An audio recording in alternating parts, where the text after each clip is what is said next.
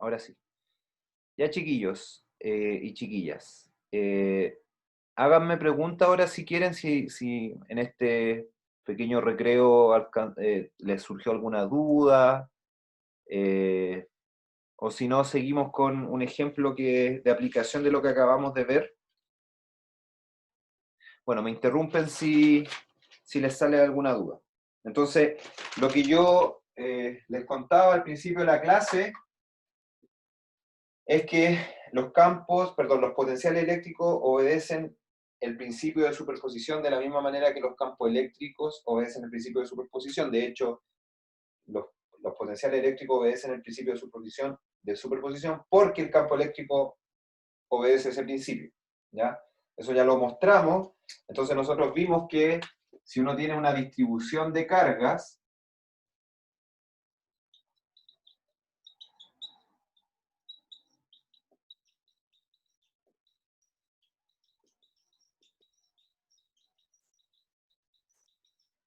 puntuales, digamos, entonces el potencial producido por esas cargas en algún punto R va a estar dado por 1 sobre 4pi epsilon 0. No, de hecho, más fácil todavía, va a estar dado por la sumatoria desde K igual 1 a N de los potenciales sub K producidos en el punto R. Entonces, este sería el potencial debido a la carga Q sub K. ¿Ya? Entonces, cada carga va a producir su potencial, que va a tener un cierto valor en el punto R, porque estamos preocupados de qué es lo que pasa en el punto R. ¿Ya? Entonces,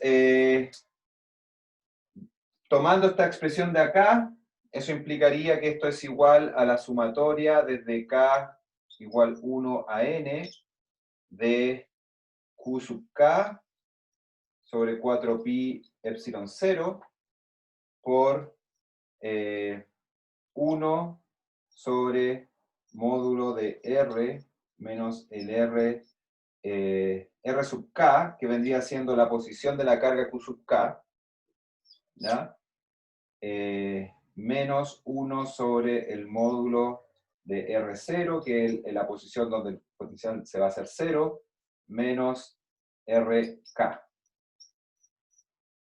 ¿Ya?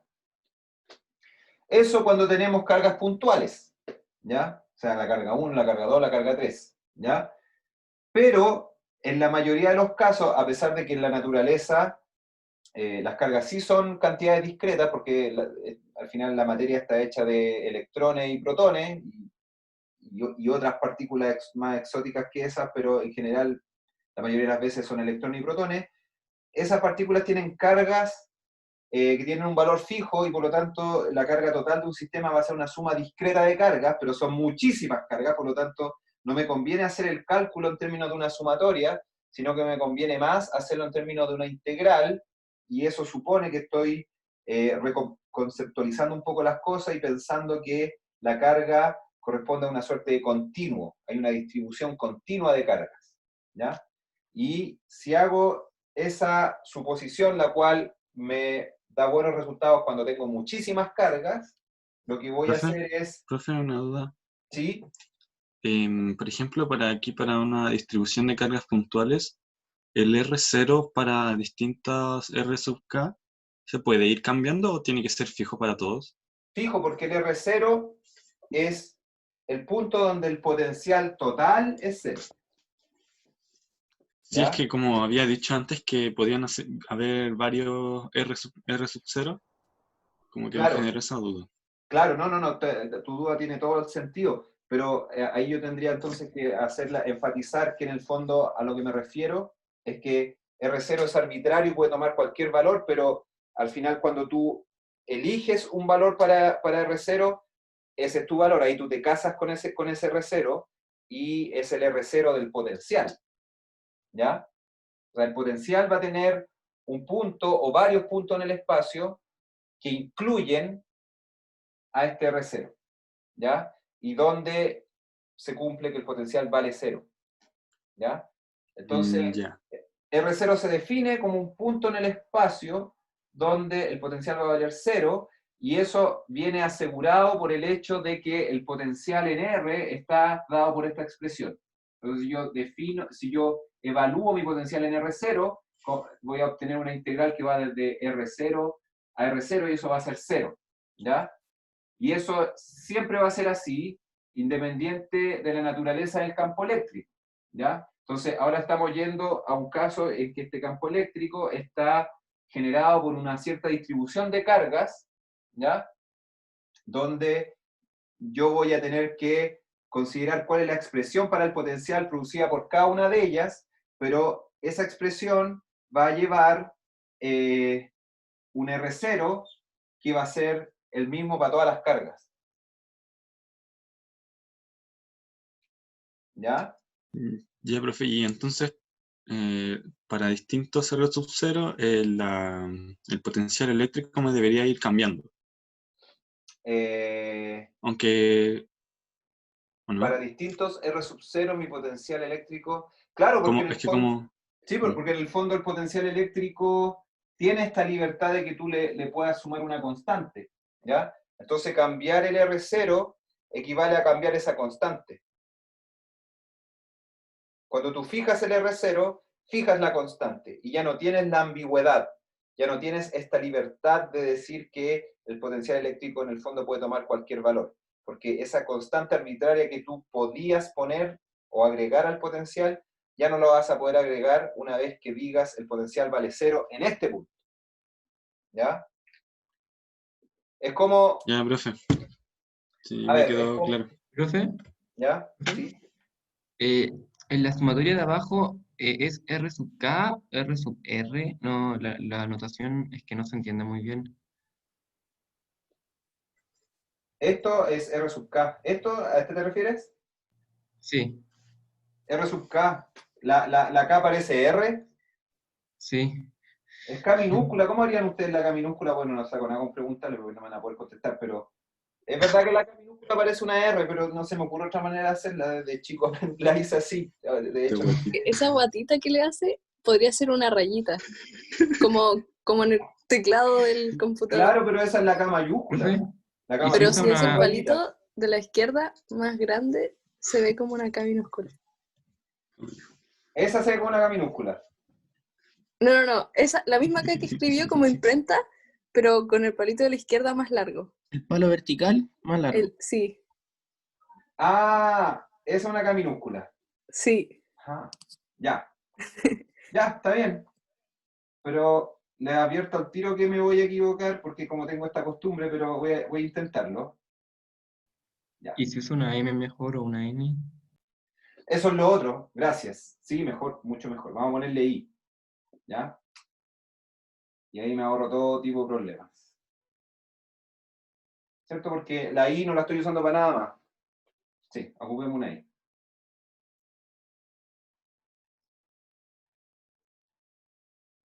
Ya. Ok.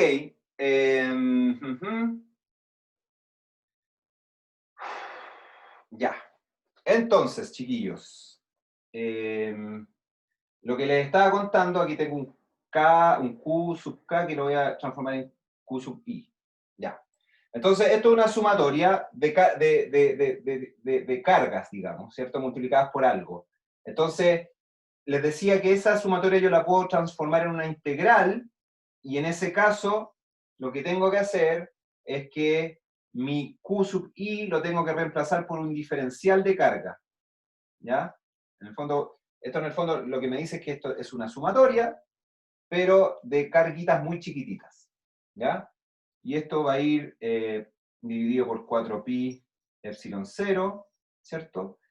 Y entonces lo que me va a quedar acá es que voy a tener que reemplazar esta fracción por un 1 sobre el módulo de la diferencia entre el vector posición donde estoy midiendo mi potencial, menos un vector posición que va a ser mi variable de integración en el fondo. O sea, no va a ser mi variable de integración, sino que va a ser el vector posición de cada pedacito de carga de sub Q, ¿ya? que le voy a llamar R', menos 1 sobre el módulo de el vector posición del punto donde el potencial es 0, menos R'. Y ahí cerramos. ¿Ya? Entonces, esta integral es una sumatoria sobre todos los pedacitos de carga de sub Q que conforman mi sistema, que van a estar multiplicados por un factor que depende de la posición de cada uno de esos pedacitos. Y esa posición está dada por R'. Entonces, esto es posición de cada pedazo o pedacito de carga de sub Q. ¿Ya? Así que, bueno, no puedo ir más allá en esta expresión, porque ir más allá significaría tratar de encontrar una relación para d de Q en términos de las coordenadas que voy a utilizar para hacer la integral, las cuales van a depender de este R', ¿ya? Y eso va a ir cambiando dependiendo del tipo de coordenadas que use, si son cilíndricas, si son esféricas, etc. Entonces, la única manera de avanzar más y que ustedes vean más claramente a qué se refiere esta expresión es yendo a un ejemplo, ¿ya? Entonces, el ejemplo más simple que hemos hecho hasta ahora, o sea, el ejemplo más simple, y es el único que hemos hecho hasta ahora, que es el del cable infinito, ¿ya? Que así de simple como es, ¿Profe? de todas maneras tiene su complejidad. Díganme. ¿La integral no lleva límites de integración? Claro, lo que pasa es que no lleva límites de integración porque todavía no defino las variables de integración. Es decir, o sea, uno podría, cuando su variable de integración es d de Q, uno debería poner acá entre 0 y la carga total, en el fondo. ¿Cierto? Eso sería como estrictamente hablando lo que uno debería poner en la integral, porque en el fondo tu variable de integración es el Q, y uno va a ir sumando pedacitos de carga hasta llegar desde 0 carga a la carga total de tu sistema. ¿Ya? Así que en estricto rigor eso debería ser mi límite de integración. ¿Ya? Pero en la práctica, los límites de integración van a estar dados van a estar dados por el tipo de coordenadas que yo use para hacer esta integral. Porque en el fondo la cantidad de carga d de Q va a depender de dónde yo esté en el espacio. ¿Ya? Entonces, por ejemplo, no sé, en el caso más simple, si estuviéramos usando coordenadas cartesianas, lo que voy a tener es que d de Q, de un pedacito, de un cubito muy chiquitito, de material, porque se supone que aquí estoy pensando en un material que tiene una cierta carga y que me genera un potencial, entonces un pedacito chiquitito que va a tener una altura de z, un ancho de x y una profundidad de y, digamos, ¿cierto? Eso va a ser igual a de x, de y, de z, que sería el volumen de este pedacito multiplicado por cuánta carga yo tenga por unidad de volumen, lo cual suele simbolizarse como ρ, entonces sería carga por unidad de volumen, ¿cierto?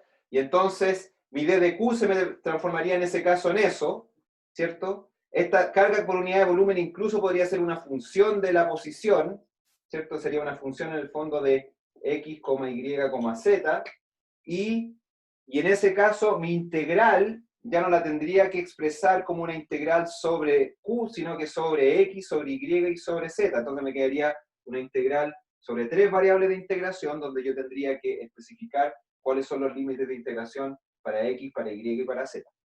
¿Ya? Entonces, ¿qué es lo que les quiero decir con esto?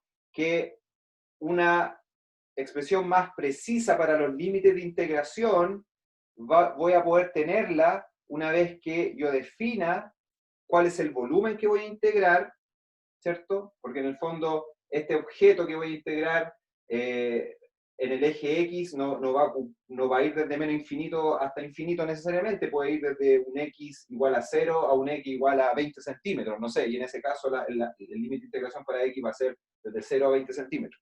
¿Me entienden? Entonces, los límites de integración van a depender del problema, ¿ya? Entonces, hasta aquí simplemente uno dice, ya, mi variable de integración es Q, y el límite iría desde 0 hasta la carga total que tenga mi objeto, pero eso no me permite realmente hacer un cálculo. Lo que necesito hacer primero es expresar, definir bien cuáles van a ser mis variables de integración y expresar mi integrando en términos de esas variables de integración.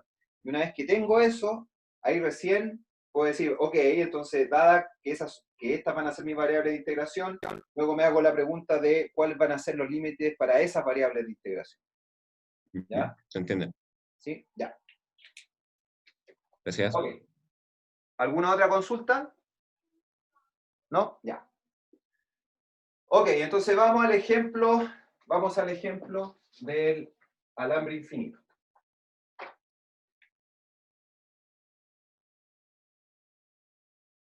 Entonces, ejemplo, cable infinito. Entonces, estamos acá y pongamos nuestro origen aquí. Y acá les voy a tener que adelantar un truquito, que es el siguiente. Es verdad que la integración, o sea, es verdad que el cable es infinito, pero vamos a suponer que el cable, por un segundo vamos a suponer que el cable no es infinito, sino que es de un largo L hacia arriba y menos L hacia abajo, o de un largo L, pero también para abajo, ¿ya? Y vamos a hacer el cálculo suponiendo que primero que el cable no es infinito, y luego vamos, una vez que obtengamos un resultado que va a ser, evidentemente va a tener que ser una función del largo que le dimos al cable, solo ahí vamos a hacer tender ese largo infinito, ¿ya? Y luego, durante el cálculo, ustedes se van a dar cuenta por qué es necesario hacer ese truquito, digamos. No casarnos al tiro con que el cable sea infinito, sino que decir, ya, el cable tiene un largo L nomás, y luego, al final, hacemos que ese L tienda a infinito, ¿ya? Ustedes van a ver durante el cálculo que haber hecho esa suposición, perdón, es conveniente. Entonces, aquí vamos a poner nuestro eje Z, y este entonces va a ser altura L, y esto de acá va a ser altura menos L, y nuestro cable entonces lo voy a poner con otro color, para que se note bien dónde está el cable, digamos. El cable está acá.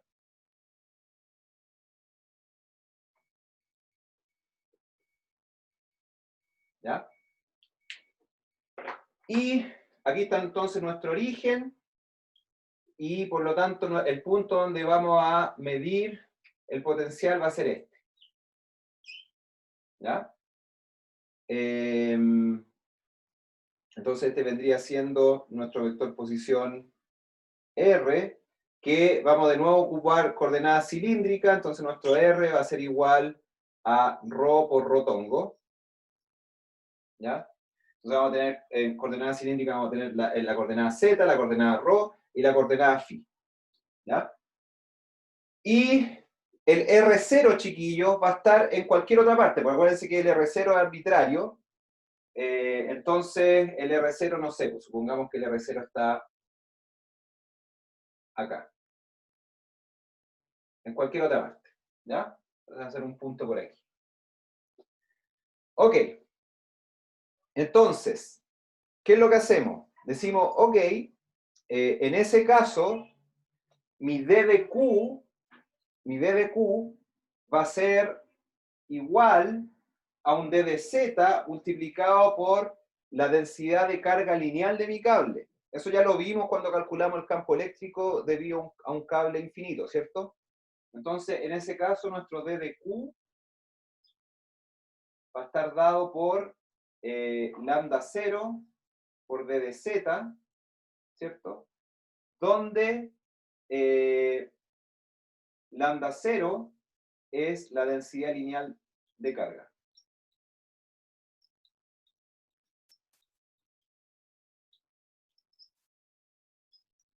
y d de z es una variación, digamos, en el eje z. ¿Ya? Entonces, por ejemplo, el d de q de acá sería lambda 0 por d de z, donde d de z sería esta altura de acá. ¿Ya? Ahora, este d de z, como acuérdense que la posición del pedacito de carga le pusimos un prima, ¿cierto?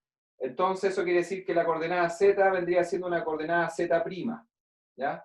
Le vamos a poner ese prima simplemente para enfatizar que nos estamos refiriendo a la posición en el eje z del pedacito de cable que estamos considerando para la integral, ¿ya? Entonces, en ese caso, nuestra integral va a quedar, o mejor dicho, nuestra potencial va a quedar como integral sobre d de z' lambda 0 sobre 4pi epsilon 0, donde el z' va a ir desde menos L a L, entonces ahí recién puedo poner un límite de integración en términos de mi variable que me determina la posición z', ¿cierto? Y ahora viene lo que está entre paréntesis, ¿ya? Entonces, entre paréntesis,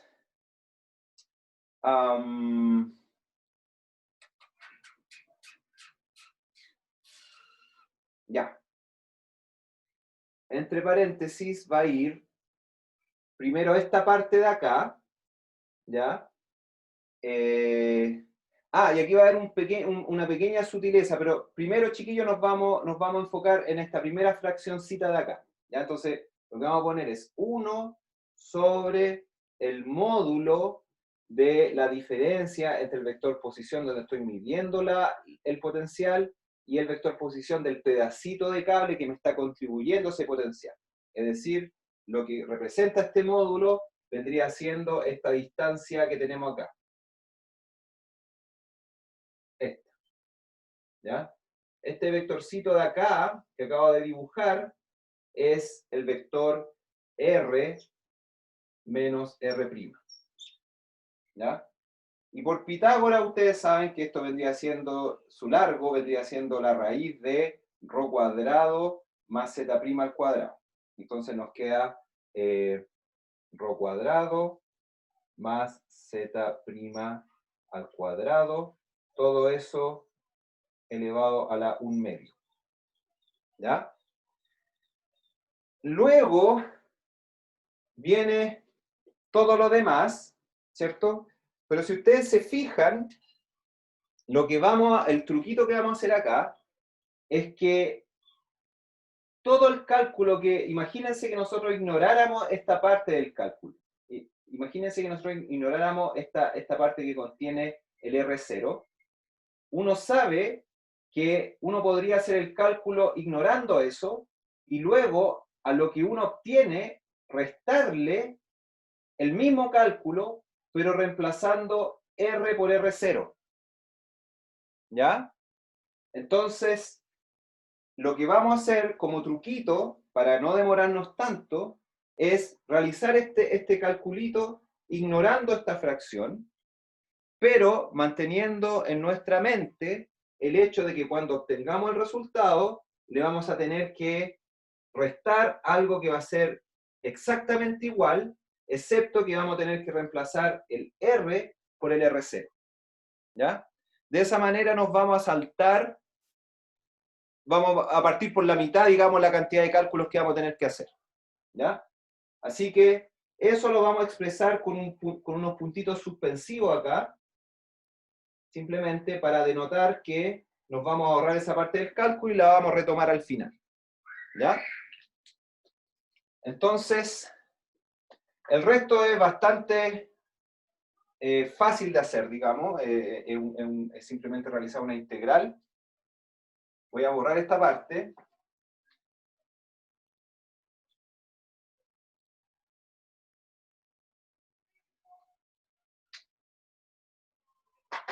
Ya.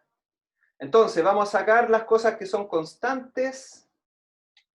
A ver, déjenme mirar mi cuaderno para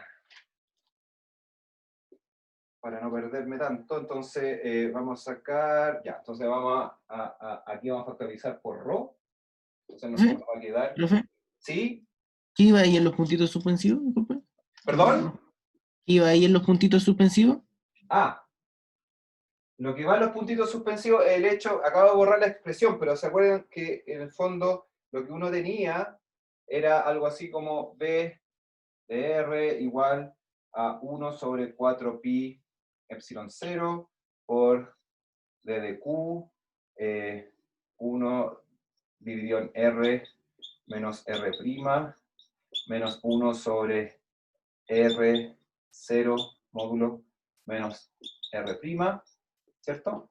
Entonces, esto es lo que nosotros tenemos que calcular, ¿no?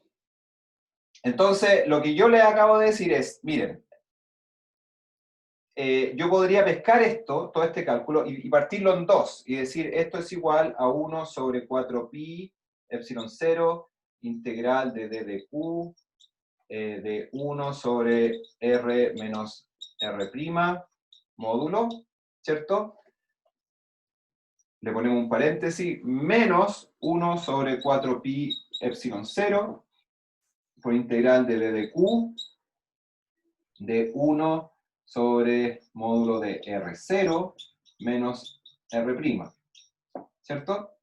Y eso también lo ponemos entre paréntesis. Entonces, lo que yo veo acá es que a esto me va a entregar solo parte de mi respuesta, pues me va a entregar un pedacito del potencial en R.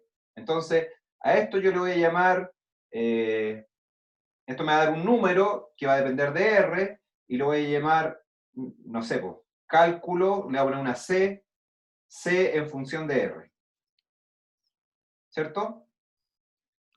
Luego, como lo que yo voy a obtener acá es un resultado que no es un número único, sino que es una función del espacio, ¿ya? Entonces, lo único que les digo yo, lo único que les planteo cuando les pongo este punto suspensivo, es el hecho que yo no necesito realizar este cálculo, este segundo cálculo, porque una vez que obtenga este resultado, lo único que tengo que hacer para saber cuánto me da este cálculo es tomar este resultado y reemplazar R por R0. Porque este cálculo es equivalente a este cálculo, pero simplemente reemplazando R por R0, porque si ustedes se fijan, la única diferencia que hay entre esto y esto es que acá yo tengo un R y acá tengo un R0. Pero es Todo como una lo variable. demás es igual, ¿cierto? Entonces, como en esta parte del cálculo yo necesariamente tengo que obtener un resultado que va a ser una función de R, entonces no tiene mucho sentido que haga el cálculo dos veces, porque una vez que ya tenga esta función de R, me basta con reemplazar R por R0 para saber cuánto me da lo que tengo acá, ¿cierto? Entonces, por eso yo dije, cuando al hacer este calculito, no consideremos esta parte, dejémosla como punto suspensivo, y al final del cálculo simplemente reemplazamos R por R0 y vemos qué es lo que nos está faltando, a qué corresponden estos puntos suspensivos. ¿Se entiende mejor ahora? Sí, profe, gracias. ¿Sí? Ya. Entonces, ¿cuánto me queda? Yo creo que definitivamente no voy a alcanzar a hacer este problema, pero voy a dejarlo de tarea. Va a ser parte de la tarea, se la voy a mandar entre hoy y mañana. Básicamente les voy a decir, completen el problema que estábamos haciendo en clase, les voy a dar los pasos, les voy a ir diciendo qué cosas tienen que ir obteniendo en cada pasito, de manera tal que no se pierdan. Y honestamente, chiquillos, a mí me parece que esa es una muy buena manera de aprender, más que ustedes verme haciendo las cosas, que ustedes mismos la hagan. Y en el fondo las tareas son una oportunidad para que ustedes puedan hacer eso, ¿ya?